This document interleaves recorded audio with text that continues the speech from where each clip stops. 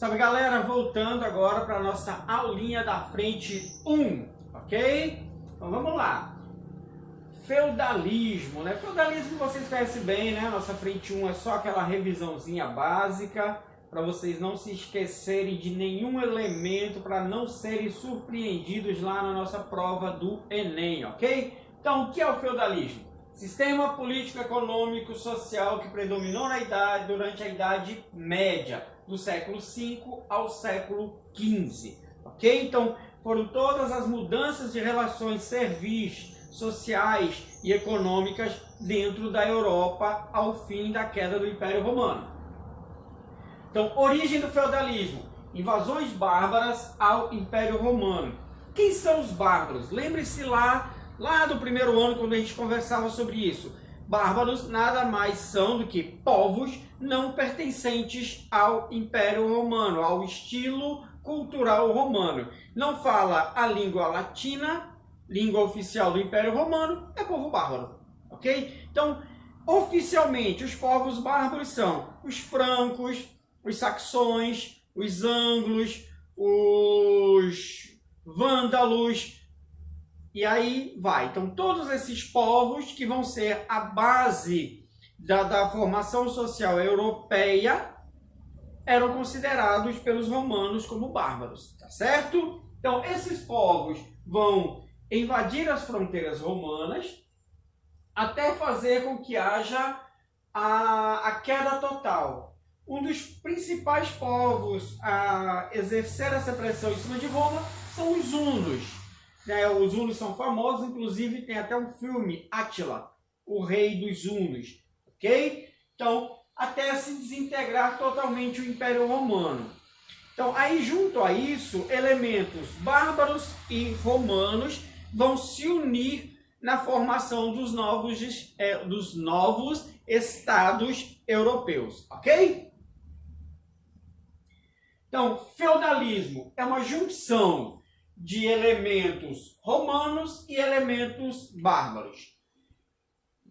Contribuição dos romanos. As vila romana, senhores romanos abandonam as cidades e foram para os seus latifúndios. Então, a vida europeia nesse período, ela vai ser voltada para o elemento agrário. As pessoas vão viver no campo.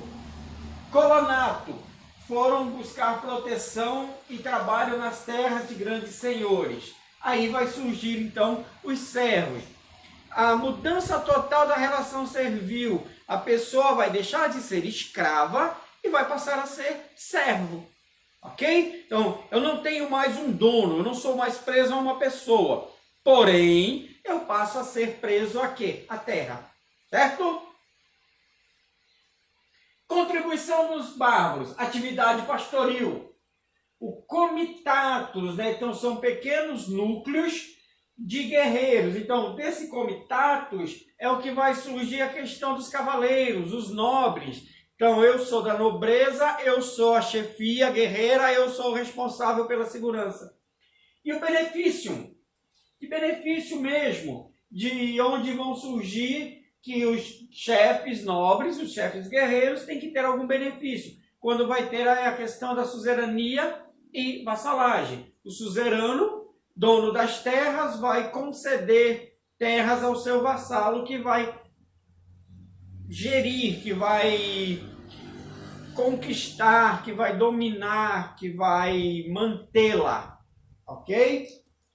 E o direito consuetudinário. Leis que não precisam estar no papel. Então, o período da Idade Média, ela vai ser muito regido pela palavra, tá? É a confiança em outro homem. Então, eu sou um servo, eu dou a minha palavra ao meu senhor, que eu vou permanecer nesse feudo, que eu vou produzir nesse feudo. Em troca, o senhor vai me dar a palavra dele, que vai garantir a minha segurança enquanto eu viver nessas terras. Então, tudo pautado na palavra. Esse é o que se chama direito consuetudinário. Palavrinha complicada, né?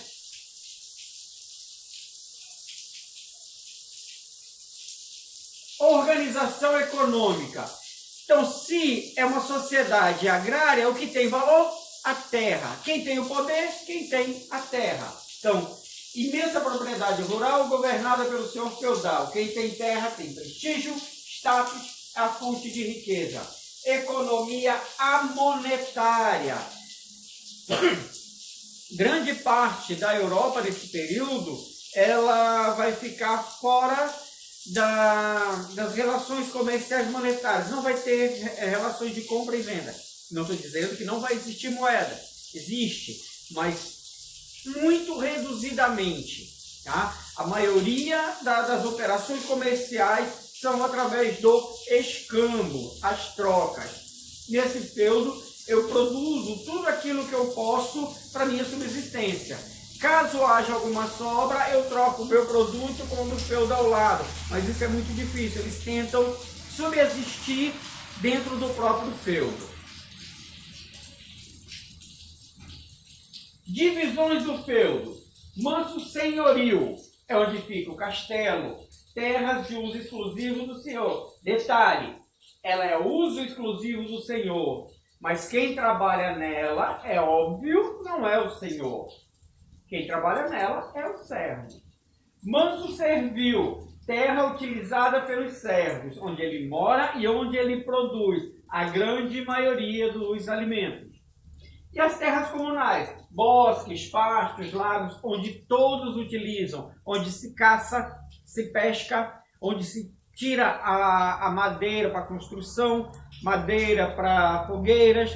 E nesse período vão surgir muitas lendas, bruxas, monstros, até numa forma de afastar um pouco o povo. Vão se criar as lendas das florestas amaldiçoadas, com o intuito de restringir o acesso. Se eu sou um nobre e eu começo a pregar que tal parte da terra é amaldiçoada, eu evito que pessoas entrem. Então, seus recursos naturais ficam lá à minha disposição. Então, vai ter muito dessas coisas nesse período aí. Então, aqui como é a divisão, né? O castelo manso senhorial. Como funciona aqui? Tudo que é produzido aqui, tudo que o servo produz aqui, ele tem que ser entregue em sua totalidade para as pessoas do castelo. Ok? Então, tudo que se produz aqui vai para o castelo. Tudo que se produz aqui no manso servil, parte fica com o servo e parte é utilizada para pagar os seus impostos, tanto para o senhor quanto para a igreja. E aqui é onde todos podem extrair os elementos naturais necessários. Organização social. Sociedade estamental. O que significa isso? Você nasceu em uma classe social, você morre naquela classe social. Você nasceu nobre, você vai ser para sempre nobre. Você nasceu servo, você vai ser para sempre servo. Não havia essa mudança de classe. Um nobre jamais casaria com uma plebeia, com alguém lá, com uma serva. Ok? Então, não havia essa mistura entre classes sociais. A nobreza, então, clero, representantes da igreja. A nobreza, os responsáveis pela segurança, principalmente composta pelos senhores feudais. E os servos, maioria da população. Tá? Então, existe umas falas nesse período aí que era, uns rezam, outros lutam, e outros produzem o alimento. Então, é bem separada a função de cada um. O clero tem a função de manter o espiritual, a salvação espiritual, manter Deus no reino. A nobreza tem a obrigação de manter o reino a salvo. E o servo tem a obrigação de alimentar a todos. Então, clero, nobreza, servos. Obrigações pagas pelos servos. Corveia, trabalho gratuito dos servos na agricultura e construções. Então, lembra lá o manso senhorial? Então, o servo tem por obrigação trabalhar lá. Isso é o tributo chamado de corvéia. Então eu vou trabalhar lá, é uma obrigação. Eu tenho a obrigação de servir nas terras do meu Senhor. Banalidades. Pago para utilizar a infraestrutura do feudo. Então tudo que tem lá, eu produzi trigo, eu tenho que moer o meu trigo. Mas o moinho é do meu senhor. Então para mim usar o moinho do meu senhor, eu tenho que pagar. Então tipo assim, eu moí 100 quilos de trigo. Eu tenho que deixar, digamos, 10 quilos para pagar o imposto. Ok? Talha. Porcentagem, quase sempre a metade, entrega ao Senhor pela produção. Então, terminei de produzir, pego tudo que eu produzi, pego metade e já tenho que entregar ali para o meu Senhor. É dele, é minha obrigação. A outra metade eu vou utilizar para me alimentar e, óbvio, para pagar os outros impostos. Tá certo? Não sei mais. Mão morta. Imposto pago pela morte do chefe da família, se caso continuassem utilizando as terras. Meu pai morreu. Mas eu quero continuar aqui, eu não tenho para onde ir. Então eu tenho que pagar um imposto para o senhor feudal para mim continuar na terra. E aí eu passo a ser o chefe da família. Captação. Pago individualmente ao senhor feudal. Então, na minha família tem 10 pessoas, no final do ano eu pago pelas 10 pessoas. Nasceu mais um, pago por esse que nasceu. E também os servos eram obrigados a prestar serviço militar, em caso de guerra. Lembre-se de uma coisa, ele vai prestar esse serviço militar, mas é óbvio que ele não vai entrar ali na cavalaria, nessas coisas todas. Ele vai, mas como ajudante, ou até mesmo ali uma linha de frente, traduzindo o que morre primeiro. E hospitalidade ao Senhor. O senhor feudal está se deslocando do Palácio Real para o seu castelo.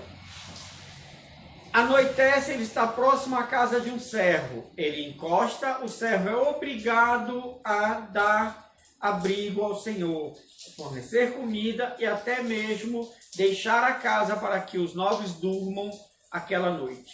Tá? Sai da casa e deixa lá para o Senhor dormir. Certo?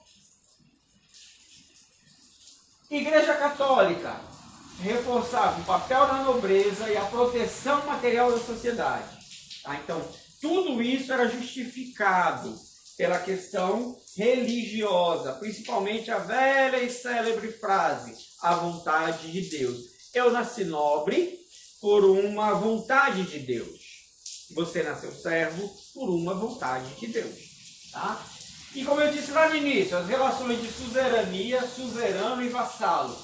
Suzerano, o nobre que doava um benefício a outro nobre.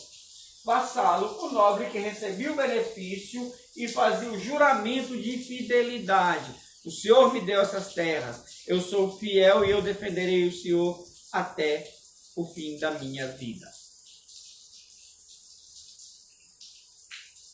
Função da igreja. O Senhor tinha o poder local, o rei na prática tinha poderes limitados. Já a igreja, poder universal. Que é isso? Ninguém estava acima da igreja. A igreja dava ordens até ao rei. Mas, geralmente, rei, igreja, bispos e senhores feudais, eles estavam sempre alinhados.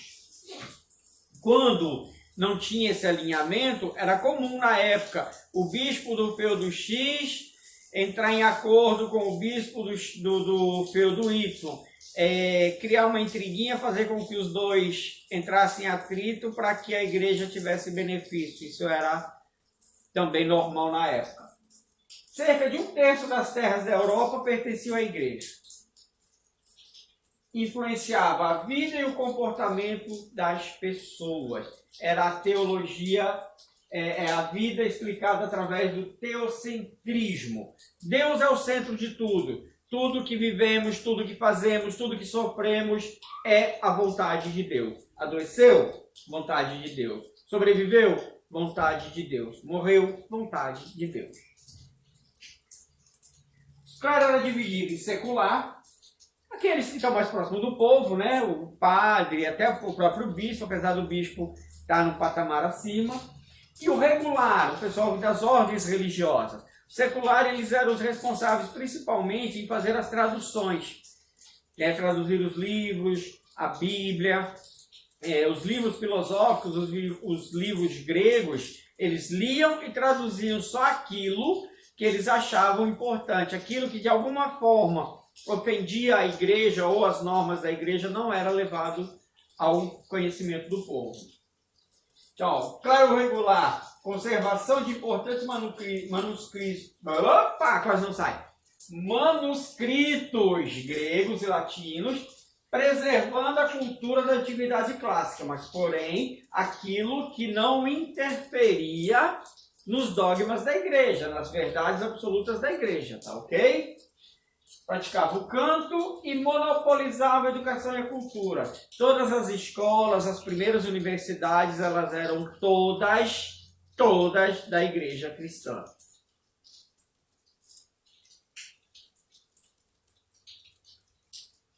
Os monges responsáveis pela cópia, então são os copistas, então tudo era feito por eles.